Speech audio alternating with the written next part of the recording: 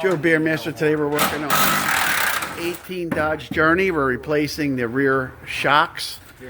So the shock has 2 bolts on the top and 1 on the bottom. So to get the ones on the top end, you have to take the entire interior left and right trim out, which means you got to take the bottom trim off and the rear seats and seat belts out. And we got these guys working on that, taking it out. And once you have all that trim, all the bolts are going to be accessible. Here's the strut. It's got the lower bolt.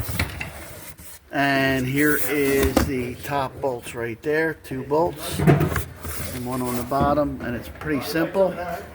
This is a shock assembly.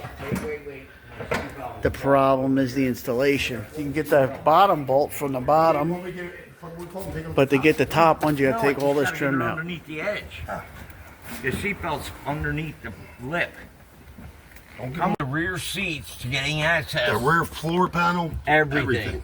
So there's the top bolt, and there's one on the other side right there. Yes. That's your strut tower bolts. So you gotta take.